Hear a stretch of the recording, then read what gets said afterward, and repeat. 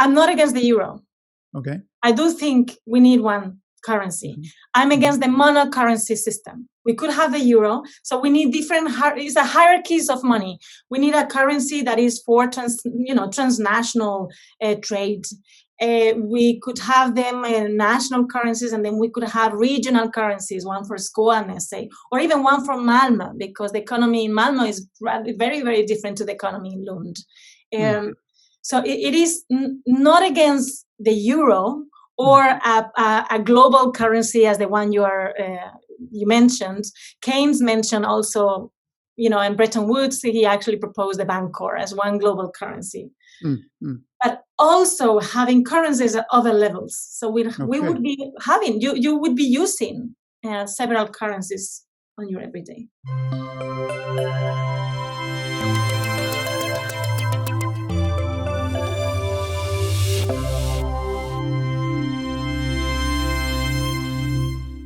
You're listening to Mind the Shift, a podcast about shifting minds in a shifting world. I am Anders Bolling.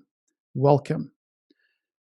We have talked about money several times on the podcast, the point of money, and what kind of money system benefits us the most. But money is, after all, just only a means to an end, and the end is reasonably that we all want to create things and services and live interesting and good lives together. So how can we build a society that focuses more on the end rather than on the means? Welcome to the show, Ester Barinaga. Thank you. Thank you, Anders. You are an economist, a professor at Lund University in southern Sweden. You came to Sweden and the Stockholm School of Economics in 1998 from Spain. Yes. You ended up studying what was going on in Kista, a Stockholm suburb, which was at the time famous for being one of the big information technology clusters of the world. I don't think it is that anymore, but anyway, that's at the time was that. And you did an ethnographic study there. Can you tell us a little bit what you found and what took you further from that starting point? So, yes. So after completing my PhD at the Stockholm School of Economics, I got funded to do some sort of postdoc project on Kista. And what it was interesting to understand is the network society, as the term was at the time, the network society from within. So how people organize their lives, how the access to global knowledge through this internet affected community life and all that stuff. And what I saw was so I went to Kista to understand it as an anthropologist. You go there, you see how businesses take decisions and what they do. You see how people living in the area live their lives and what they do and whatnot. And what I saw is it was a divided society, if you want. It was the backyard of the haves and have-nots of such a society. So I saw people that were entrepreneurs, starting up organizations and building the technologies of the future today. And they commuted to Kista. They left their kids and their grandparents to take the underground and go to travel the 20 kilometers up north of Stockholm and go to Kista. And they had very long working hours. They were there till 9, 10 in the afternoon. Those people living there, which you typically had non-Swedish surnames and typically were born elsewhere than Sweden, they were not, if they worked in the area, they worked in the service care sector. So cleaning the offices of the high-tech, or having the restaurants open till late at night and whatnot. Or they commuted to the city center to take care of the kids of the people that work that late and so on. So what I saw is that both sides were necessary to have long working hours, but they were not accessible, and they had different conditions and different power positions in that new society in the making. So I got interested from that time on. I got interested on the dynamics, economic, technology, and social dynamics that divide our cities, the haves and have-nots. And in Kista, it was very obvious that division ran along ethnic lines. Yeah. So I got interested Because Kista is also known as one of the suburbs where there are most people from born outside of Europe, most heavily yeah. one of the largest immigrant populations that we have in the Stockholm area. So, which is a Yes. bit interesting that it was the same place where this information technology cluster was. So it was basically segregation that you saw and experienced. Yeah, and I understood the very dynamics. The information society, the network society that promised to bring us together and to build a more fair and equal society. The internet was actually the reason why we were perpetuating division. So I was very interested in those dynamics that perpetuated division despite the promises of unity. But how could it perpetuate division? In what way would you mean? It's kind of ironic when you well, you need a large body of workers that take care of those jobs that are not sexy and not a status field. And those, because of ethnic divisions that already are pre-existing in society, those that get access to the nice jobs are not those that have typically have Swedish surnames or English maybe surnames, but not Indian or Pakistani or Northern African or surnames. Yeah. So it's not that the information society created that particular division. It's just that it cemented and perpetuated divisions that were already existing. So we needed other programs and we needed other tools to bridge those divisions, because the internet or those IT companies were not providing them. That was, I don't know if I'm clear there. Yeah, well, I understand what you're saying, but and it's really interesting. But on the other hand, the internet itself isn't like that. But the companies that created the internet solutions were, of course, big companies where people earned a lot of money and as you say, perpetuated for perhaps the division. But I mean, the internet itself, ironically, is supposed to connect people. Absolutely. And actually thank you for the question. You had examples like they thought in the IT side, they thought of the residential side, if you want to call them those ways, as have-nots. And they hadn't realized that, these people had contact. They were migrants from Somalia with family members in the US, in the UK, in many other countries. They were really, and they had meetings with their family members and friends and whatnot in all of these countries through the internet. They had contacts with them, but the IT side never thought about them as global citizens. No. They thought about them as people from the suburbs with the negative connotation that word has in Sweden, the miljonprogramområdet. That kind of ghetto-like connotation that it has in Sweden. And so the recruitment process of those people they faced a stigma that other people that are seen from the beginning as international because they speak English, as Swedes typically do, wouldn't face. These residents spoke English and their home language and Swedish, but they faced that stigma of not being global citizens, or not to the same extent as. So ones where the expat, the same word describes the same kind of profile, expat and immigrant. Yeah. But in everybody's minds, an expat is positively loaded, whereas an immigrant is very negatively loaded. And when we meet a person that personifies one label or the other, we also change our attitudes and our recruitment processes, or what happens in the room differs.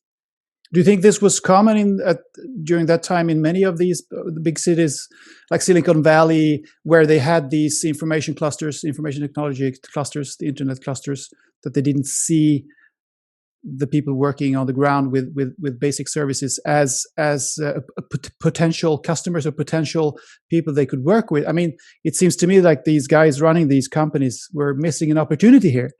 Because, as you say, these people living there in Kista, in this case, they were from Africa and Asia and South America, and they could have been very good examples of people using the internet to connect all over the world and to, I mean, they could experiment with these people. They could employ these people. Yeah. When you come to think of it. And what you say, I mean, I had the opportunity to go to Silicon Valley for a year and a half to do research from Stanford.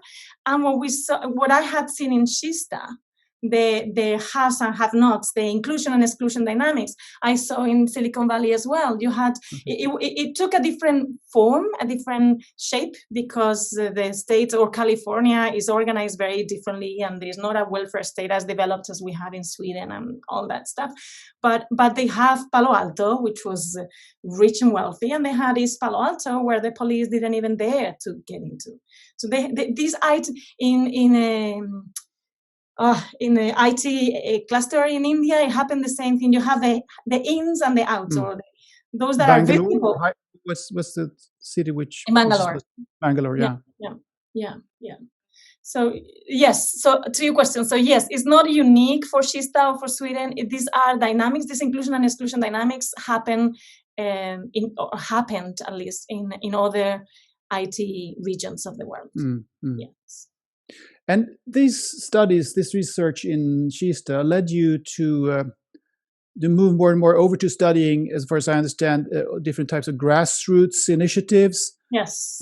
Like social entrepreneurship, as it's called, and how to achieve more. One term here is more inclusive cities. Can you elaborate a little bit on that? What do you mean by more inclusive cities? That's a very good question. Well, you can read about it in your papers. So absolutely. Yeah. So after studying that, I realized, well, we know about this. There are other regions. There's other researchers that have studied these segregation mechanisms. I may write about it and whatnot, but this is it's not enough. We need to actually build, also as researchers, work with building bridges. And I changed the focus of my research to actually start looking at initiatives, strategies, methods to build more inclusive cities. And what I mean with inclusive cities is cities where residents, whatever their name or surname, whatever their income level, feel that they have a voice, feel that they are included in decision-making processes, feel that they can participate to the extent that they want into making the neighborhoods or into deciding how the city it develops and whatnot. When I had been doing ethnographic research in Kista, many of the people I spoke with felt that they were not from there. Kids that had been born in Sweden of migrant parents, but born in Sweden, felt that they were from nowhere. If they had gone to Swedish school their whole lives, they had lived in Sweden their whole life. They spoke Swedish as their mother tongue. They barely spoke maybe their parents' language, and yet they didn't feel belonging to this society. And that is very problematic. So building an inclusive city is not about everybody having, as much opportunity or what. It depends on your level of education, but it means everybody feeling that they are, that their voices are heard, and that they have a place where they can participate and contribute to the city. That gives you a sense of belonging and a sense of worth in society, I guess. Yes. Exactly, and a sense of worth, yes. And maybe everyone can understand that, as you say, depending on the level of education or whatever the level of intellectual capacity, you can accept that you can't have just any job, but you can have a job, and you have to be accepted and respected as a citizen of that. Exactly, and have a dignified life where you feel have a dignified life. Yeah. So. You have studied these kinds of initiatives, and there are several types of initiatives, grassroots initiatives, bottom up, so to speak. The last few years here, you've done research into alternative money systems, and that was what I was talking about at the beginning of this episode here, the money systems, which is, I think, really interesting. But it all goes together. But money is kind of the glue that holds the financial system and the economic system together. So these alternative, as you have studied, alternative money systems, they come in, as far as I understand, two forms. the globalized cryptocurrencies, which many people know about in the form of Bitcoin, I think is the most famous one, but there are others also. And then local so-called community currencies, and both aim to change the way that money is designed and created. Yes. So what do the global and local alternatives have in common, and what not? Oi. Yeah. Good question. In Well, common, you can just... in common, they have that they see problems in our current monetary system, and that and I'm very super generalizing, okay, that they want to build a system that is not the current one, that they want to rethink the current system. Now, there is a lot more than distinguish them that they share, in fact. Community currencies are typically local. Their goal is to build community resilience. They integrate their economic thinking with the social dynamics. Is really embedded in the production of money is really embedded in the community and the nature of that community. The cryptocurrencies, instead of aiming at community resilience and being local, they most often want to build a standardized public infrastructure for the global world. So their aim is not local, is global. Because of that, instead of trying to adapt and design the monetary system adapting to the community, to the characteristics of the community, like the first one, these ones try to design an economic system that is standardized for the whole world. And so it cannot adapt to the particular needs of each community. And because of that, they don't embed the production of money in the communities that use that money. Mm-hmm. So what distinguishes them is far more, I think, than what they share. But they both challenge the existing system. Yes, they do. So what's the main problem with the current money system? That's also a big question. Can you pinpoint that? Two or three things that it's bad because of this, it's... Yes. So it's going to be the longest answer though, but I'll try to. I have time. Okay. So at the moment we have, in most countries, and particularly in the countries that you and I have experience of, we have one country, one currency. In Europe, even worse, we have 19 countries, one currency. And that is problematic. We have monocurrency systems, and that is problematic for two reasons. One is that money fulfills a currency fulfills several functions. One of them is it's a unit of account. It is the way we measure economic value, right? That's okay. But there are two other functions that are very important and that they require contradictory behaviors from us. And fulfilling them with one single currency is very problematic. So one function is to serve as a medium of exchange. So that you and I can trade, and I buy my rice for dinner, and the grocery owner use that money to buy something else, and right. And for that function to perform well, we need money circulating. Right? If I don't spend my money, we see that with the crisis. If I don't spend my money, the business owner, and if you don't spend your money, the business owner is going to go bankrupt. Mm-hmm. And the economy is what's happening with the pandemic. People are saving, or what happened after the financial collapse of 2008 in my home country, in Spain. People were saving in the cafetito. They didn't know if they were going to keep their jobs, be able to keep their jobs. So they saved in the small luxuries of life, in the small cafe that you take in the mid-morning at 11 noon in Spain, in the small tapas that you take. And only during the first year of the crisis, over 5,000 small businesses went bankrupt in Madrid alone. So you need money to circulate. The third function is that money serves as a store of value. Because we put value in it itself, we save it, and we save it for the future, to pay for our children's education, or to buy that house that we've dreamt of, or whatever. We save it. For that function to work well, it requires from us to be willing to hoard it, not to spend it, to keep it, that is to take it out of circulation. So it's a contradiction there. So it's a contradiction there. And we're fulfilling both functions with the same currency. This works relatively well in economic booms when there's a lot of money and there's a lot of money circulating, and despite the fact that people may be saving, there's still a lot circulating. But as soon as there is a crisis, boom, you get this contradiction to the top, and people save for the future, if they can save, if they're in a position to be able to save. And so a lot of people, businesses go bankrupt, and people have a hard time in eating, putting a meal on the table. So that's one problem, that we have a mono currency system. That fulfills contradictory functions.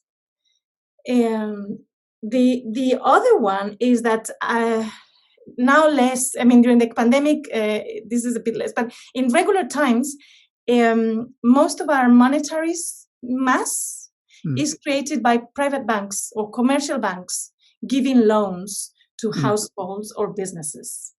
So the moment you enter a bank office and ask for a loan for 1 million Swedish crowns or euros to buy a house, it's not that the bank looks whether they have that money or not.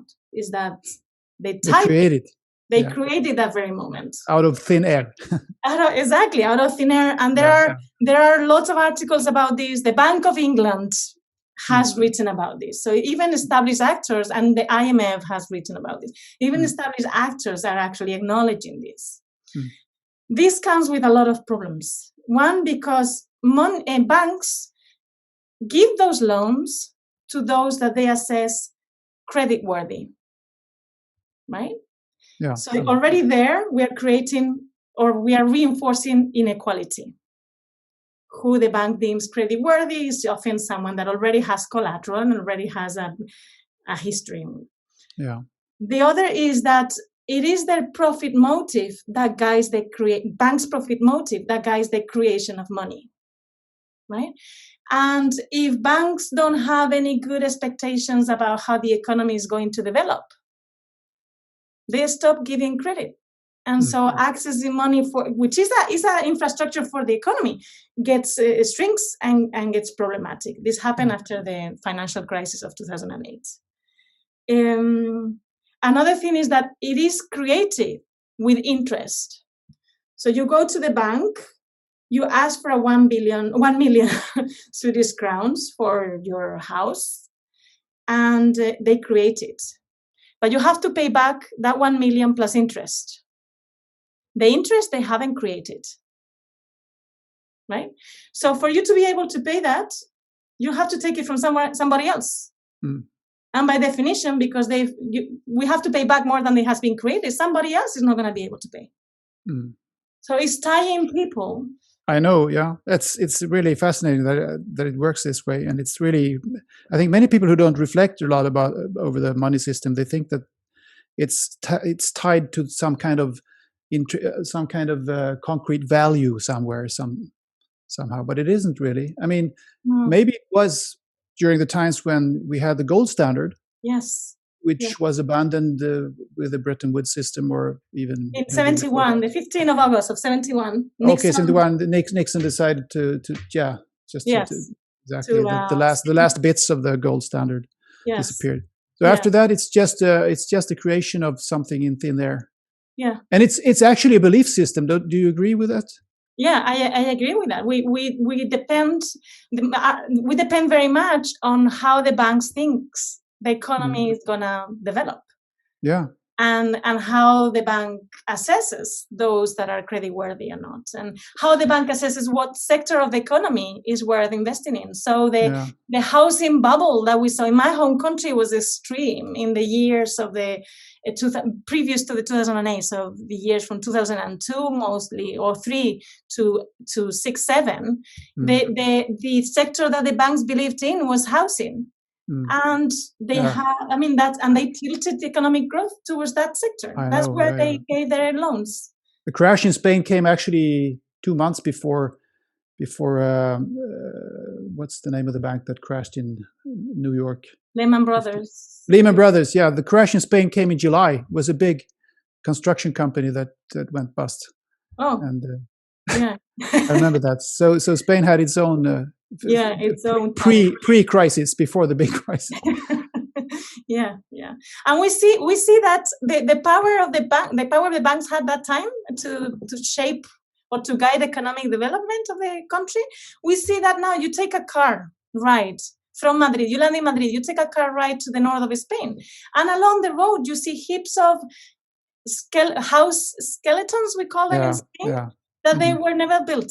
They destroyed the landscape. They've blown up mountains even to build these house skeletons. Oh, terrible. Terrible, but that's how much power they have. They've shaped the landscape.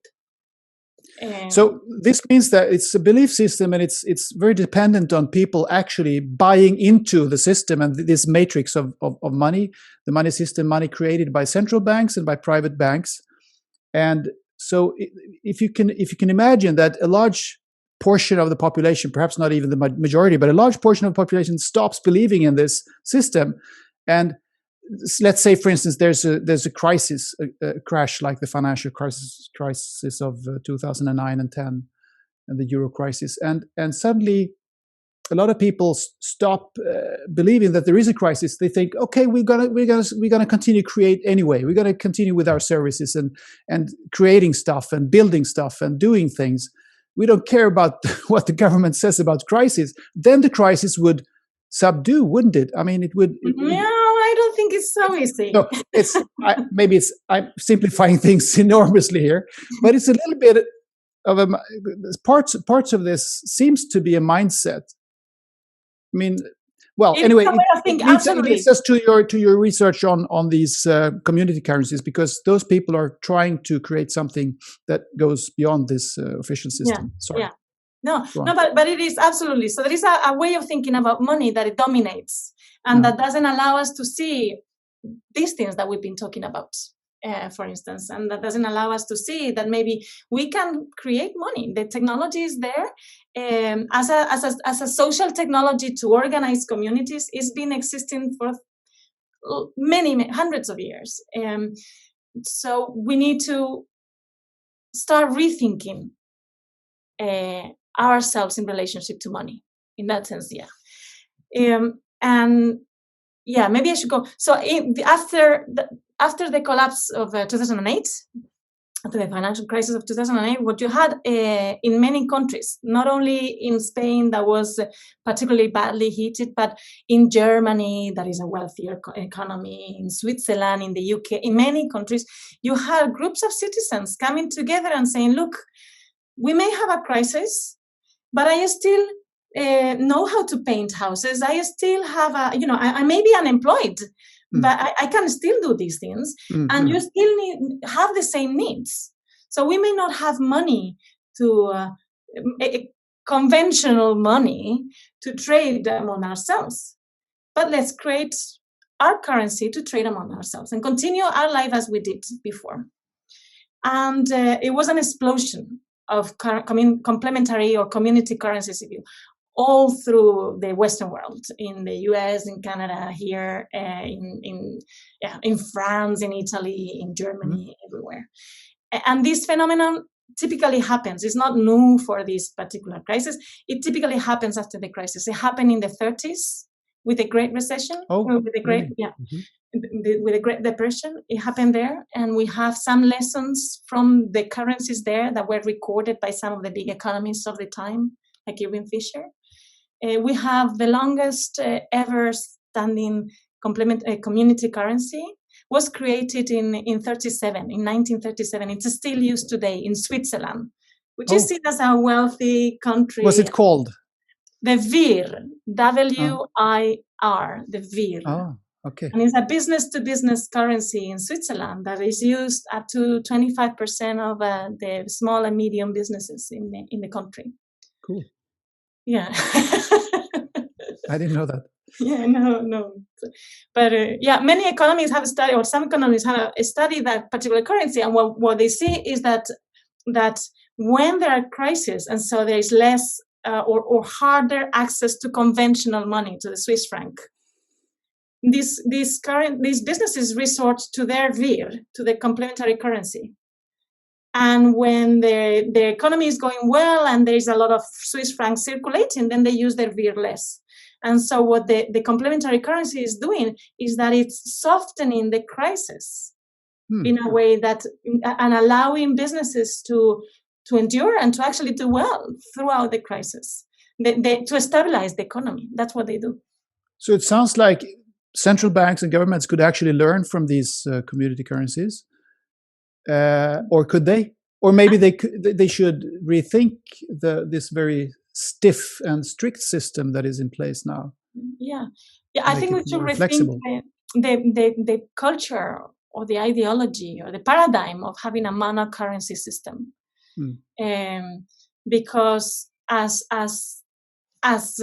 many of these currencies are showing, is that relying on a multi-currency system and other currencies gives access to money to wider when there is not to other kinds of money when there is no access to conventional money, and so it softens down the crisis and it stabilizes the economy.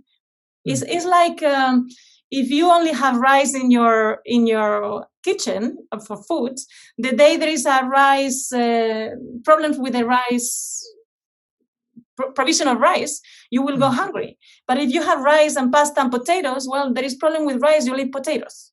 You know, you have several. It's the same. There is problem with the Swedish with the euro. Well, we'll use the kommun or the other the local currency.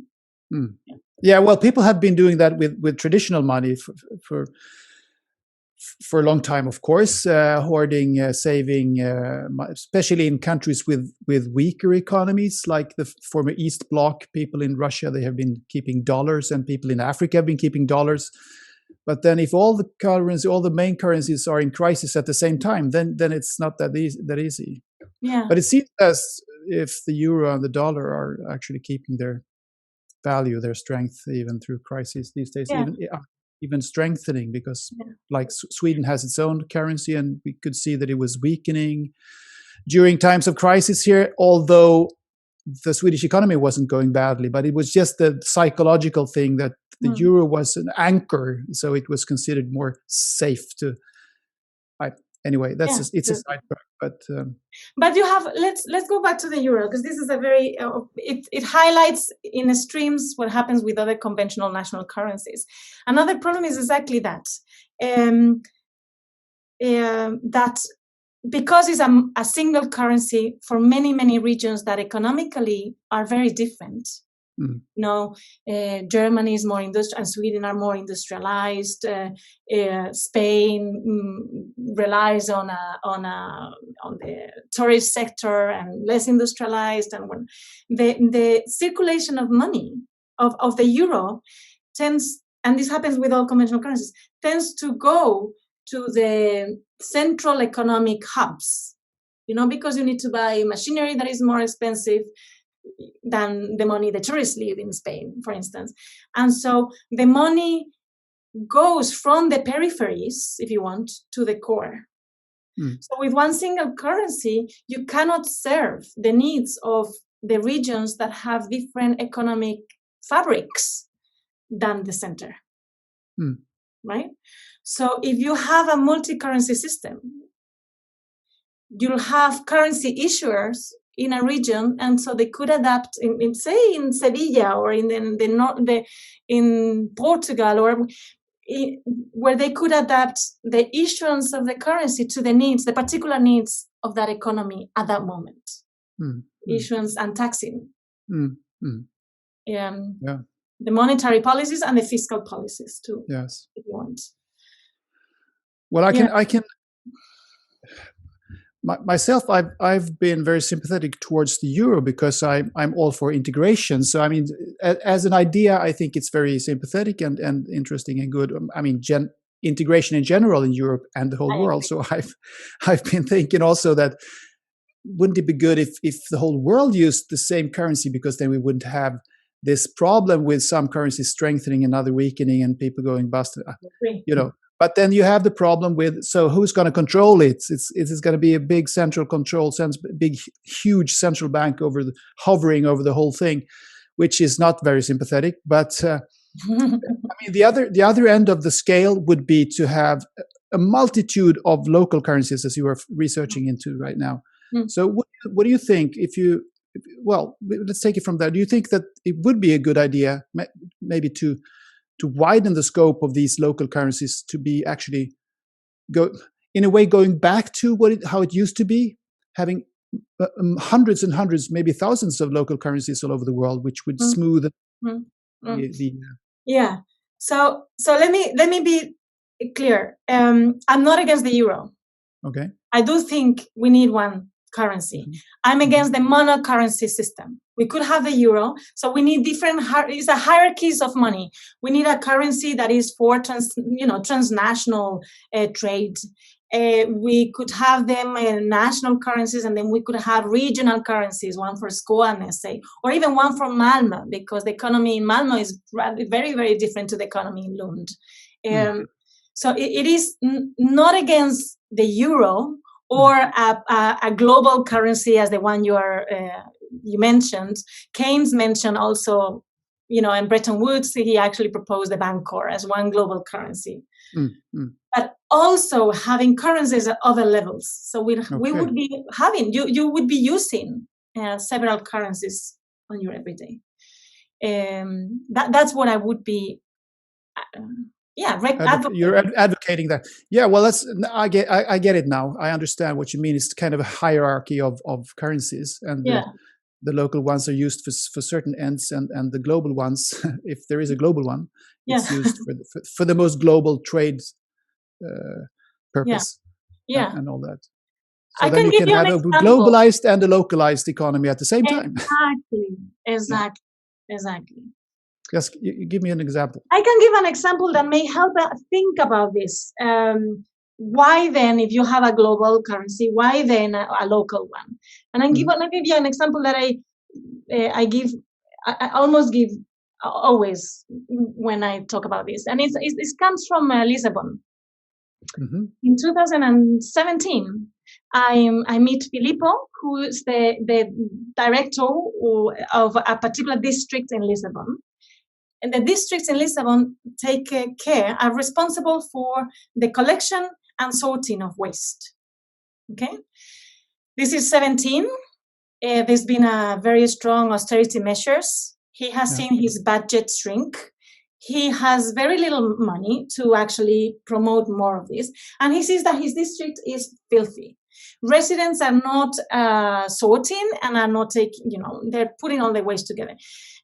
But he doesn't have really a lot of money to do this. He's done a little marketing campaign when, sort your waste, bring it here.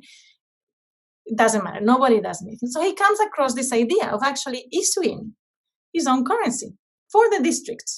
He issues the liso. Liso means waste in Portuguese. He issues the liso. And what he does is he says, look, as residents in this district, if you bring to the collection sorting points, waste collection points, if you bring, now I can't remember exactly the prices, but say you bring 1 kilo of organic waste sorted, you'll get 10 lisos. If you bring 2 kilos of sorted glass, you'll get 20 lisos. If you get paid for sorting your waste at home and bringing it sorted to the collection points that were all over the district, the square, whatnot. As a resident, you receive these lisos, and then you can spend them in the associated businesses. And because of the logic and the mentality of this particular currency, is businesses that employ or provide themselves locally. So they buy the tomatoes from the local farmer, they do the flour from the local flour maker, all that stuff. So you can buy and with the lisos in the local businesses. The local businesses can use the lisos to trade among themselves. So the cafe owner would buy flour from the local, flour maker. And this is the beauty, they are allowed, they can pay their local taxes in lisos. Oh, really? So Filippo, it's convertible to... It's not convertible. No, it's not convertible. You can pay your local taxes, which means that businesses want to accept lisos in payment for their goods because they can use it themselves to pay their local taxes. right? Within 3 months, the district is clean. You have residents sorting the waste. Not only that, you have people from larger Lisbon and from outside Lisbon going to the district to sort the waste and earn the lisos and spend locally. Impressive. It is. So in that sense, that monetary system, very local, has created a local infrastructure that attends the need of that particular district. You see, it has also Filippo created its own budget. He didn't have any budget. He created it, and now it works. That currency works as an incentive system, if you want, or as an infrastructure to organize waste collection and sorting in the district. So it's a tool for organizing economic circles. Yeah, and as you said before, it seems as these kinds of solutions can smooth the ups and downs of the economy, so that you're not as dependent on these centralized benefit systems that can create problems sometimes, which cost a lot of taxpayers' money, of course. Social benefits and things like that. I mean, you might not be able to get rid of the system's social benefits, but if it could smoothen out things a little bit, so that because people really don't want to be dependent on benefits, they want to work, they want to create things, they want to do things. As you said, if you're good at doing this or that, you want to do that even if you're unemployed, because you still have the skills. So that would be very nice.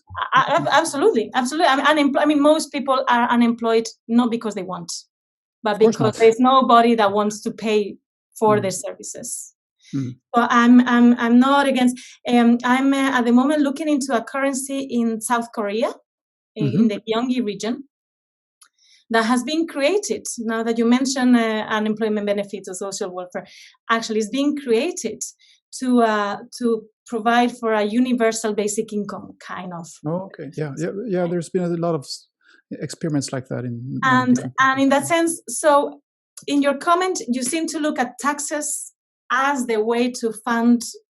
So you first collect taxes, and then you fund the social welfare programs or whatever it is. Well, that's the centralized system that we are used to, isn't it? Yeah, but no, it doesn't quite work that way, actually. Okay. If you're a currency user, yes, but if you have, look at Filippo. He first spent the lisos into circulation to pay for this, and then he collected them, the taxes. So the taxing comes after the spending, not before. So the same with the Gyeonggi region. They spend it through payment of universal basic income, like it's not exactly, but that kind of, and then they tax it.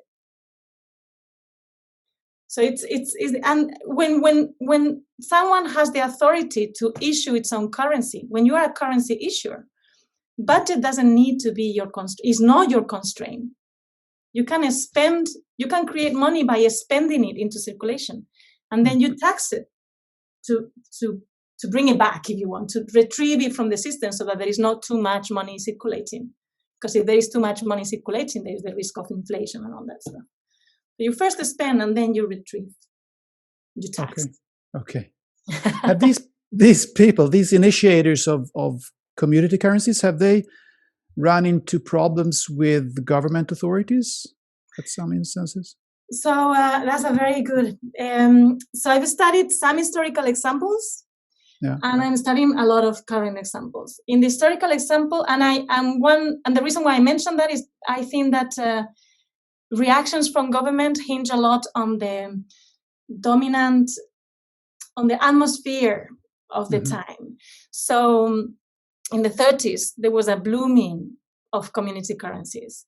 And one of them was particularly successful. It was studied, it was in Austria, in the city of Wurgl. There were economists from France going to study it, from the States, Irving Fisher, the renowned economist, went to study it. It was so successful at creating an economic boom in the midst of the Great Recession that it's actually been called the miracle of. At the time, it was even called the miracle of Wurgl. They managed to build the train station, the railways, tracks, provide for this, take care of the surrounding forest, build the drainage system of the city. There was really an economic boom. But the experiment, if you want to call it that way, lasted only 13, 14 months because this is the 30s, and we had an authoritarian. We know what happened. Exactly. So the Central Bank of Austria decided that was, that they were going against the monarch currency, or against the Austrian Central Bank, if you want, and that was only the central bank that had the authority to create money, and that was against the law. And he threatened the mayor. It was the mayor that created the currency, with jail, and so he had to stop the experiment. As soon as the experiment stopped, world went back into recession. Today, we've seen the same thing happen in Kenya. There's a particular currency that I've been studying, and it happened in 2015, I think it was. 14, 15, I think it was. They also issued a currency. The national, a newspaper wrote about it as a secessionist effort or attempt from this informal slum that was using the currency, and the creators were put to jail in 3 or 4 days till. But we are seeing, in Spain there are over 40 currencies, and nobody's in jail. 40? 40? 40. You have mayors creating currencies, and nobody's in jail.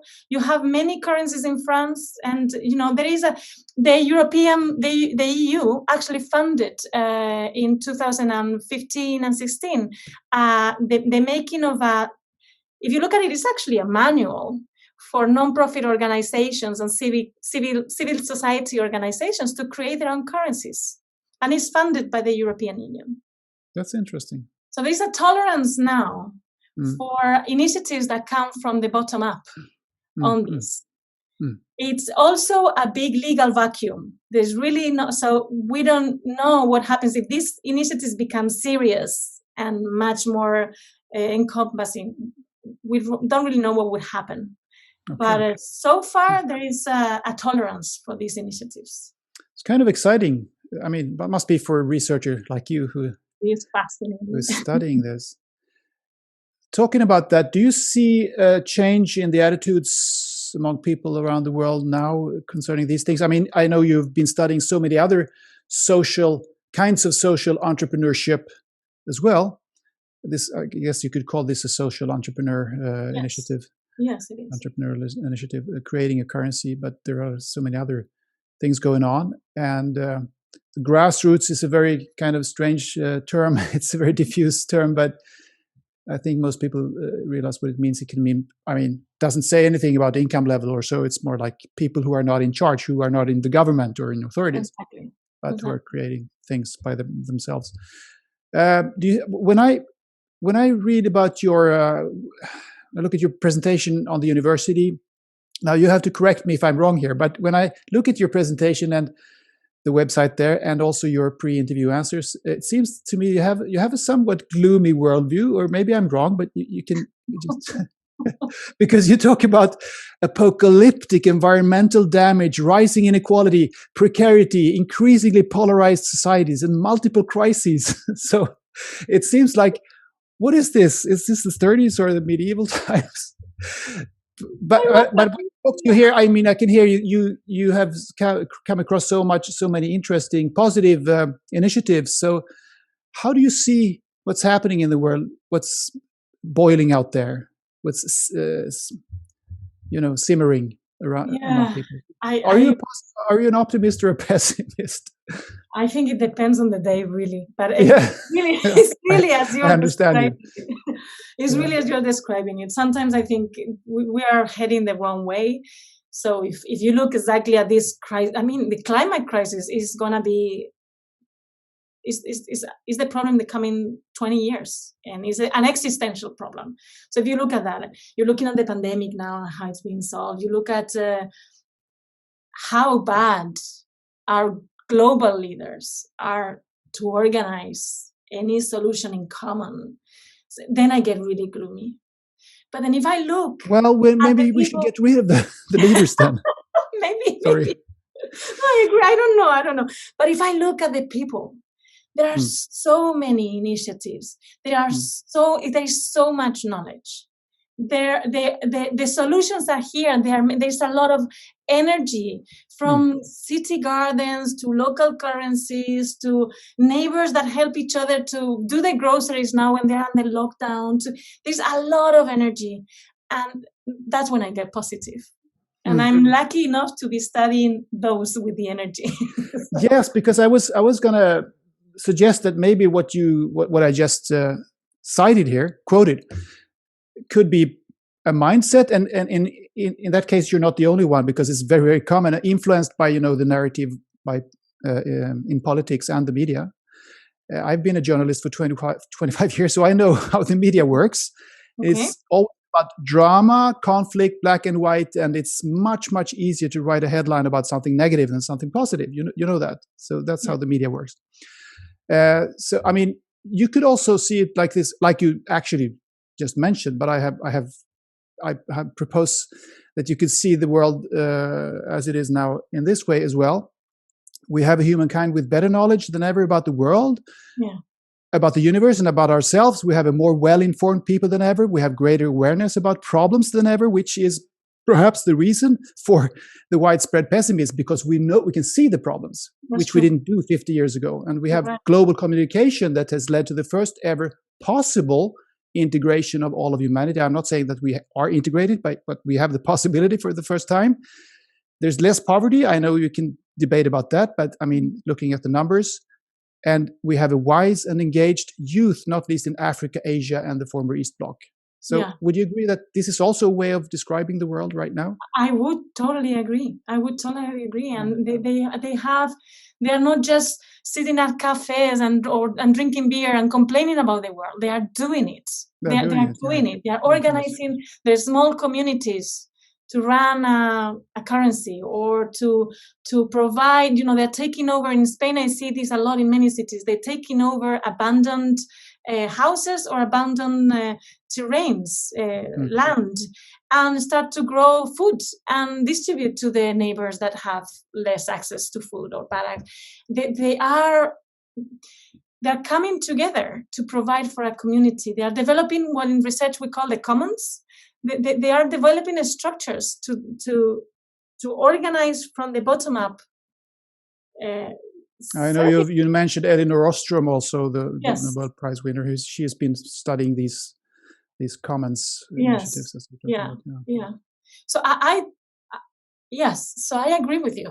We have that. So in that sense, sometimes I feel that we are at a key point in history where we could go either way, depending on who we elect, depending on how well we organize ourselves from the bottom up. And maybe we should focus less on the election thing, which is a good. I mean, I think democracy is a wonderful thing, but as you say, we elect leaders and we elect new leaders and we elect new leaders. How good are they actually at solving the problems that we see? Maybe we should perhaps organize society a little bit differently, horizontally, perhaps. And anything is possible, I guess. I think it is. We've been living under, top-down rule for so many years, for thousands of years. So it's very difficult to get out of that mindset. It's difficult to see that it could be organized differently, but I guess it could. I guess I think we need both, actually. I think we need a bottom up, and that's what has been less developed, or actually the market mechanism has eaten up the commons.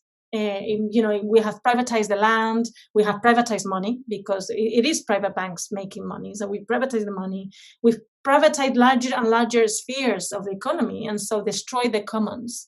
So for me, these bottom-up initiatives are organizing back the commons and taking, and we need that. But I also think we need a top-down. We need a government that, like now, the pandemic is very obvious, that in moments of sudden crisis can organize effectively for the development of or the distribution of vaccines, for printing money, or this, so that it reaches to the needy now. So I think we need both. We cannot live with just top down, and we cannot live just with bottom up. I think we need both, and we've been too poor on the bottom up. Yes, I agree. Maybe we don't need we need maybe the very skillful administrators and the inspirers, but maybe not the leaders with big L. Those are the ones that we can. And how would you do? I mean, democracy has its problems, but it's the best thing we have. Yeah, but I mean, I think it's hard to compare maybe, but these countries the country that we're in now, Sweden and the other Nordics, I think have come pretty close to a situation where the government and the ministers and the leaders aren't big leaders with big L's who are acting more or less like ordinary people, but they happen to be in charge of things. And so I think that's okay. That's better than whom I'm referring to, Donald Trump or Vladimir Putin or whatever. These big men and big women in some instances. We might not need those people because we are actually capable of dealing with our own problems ourselves to a large extent. But then we need, as you say, when we have global problems or national problems, we need some kind of administration that can handle these, handle it on that level. Yeah. So I know what I think I understand what you're saying. So what you're saying is we don't need leaders that are voted on or that sell themselves as charismatic, and we don't need these huge personalities. We need a system top down or that works, that actually puts the. Then it's actually not top down. Oh, sorry, I shouldn't. But that puts the needs of the people center stage and not their own personal needs center stage. And exactly. In that, I think I agree with you. I'm lucky enough to be living in Sweden, and I have experience from other countries, and I am pretty happy with how it works so far. There are things and issues that we could criticize, but here, people don't vote on a charisma. Or my friends, at least the people I know around we don't vote on charisma. They vote on what measures they want for the economy, what priorities are they putting for the country. There is a discussion. I compare the discussion with my friends here in Sweden with the discussion with my friends in Spain. Mm. They are totally different. Mm. Over there, they discuss personality traits. Mm. You're still stuck in that. Here, we discuss political programs. It's very, very more or less. Well, people also focus, of course, on the party leaders, but not as much as in other countries. Not as much as in other countries. Another country actually came to mind here, Switzerland. You mentioned Switzerland before. Mm. I mean, who knows who is the president or the prime minister of Switzerland? Nobody knows. Nobody ever hears of them. I think that's even closer to the situation that you really didn't need here. Yeah. An administration that deals with things that are national, but which isn't so much top down, then it is actually that even that national administration isn't really top down. It is almost bottom up, or at least it's horizontal. It's just organized in a way that I see what you mean. I mean, if a democracy is well functioning, there should be a fluid communication top up, right? Exactly. Which are the needs of the people? Where are they in their everyday lives? Yeah. And what are the priorities? And in that sense is what you're saying. So if the communication bottom up works, the top down should also work, right? Yeah. And it's, I mean, I don't have any ready answers, but it's really fascinating to see what's going to happen now. You mentioned all these initiatives that you see in your research, and I can see. To the extent that I follow the news, I do it a lot less now because I feel more sane when I don't listen to the news 24/7. But anyway, I can see that there are protests and demonstrations on the streets in many, many countries, different countries like France and Hong Kong and Chile and Argentina, parts of sub-Saharan Africa and Russia. It's simmering out there. It's things are happening. Sometimes it's not very pleasant, but sometimes it's really tranquil and so it's happening a lot of things out there.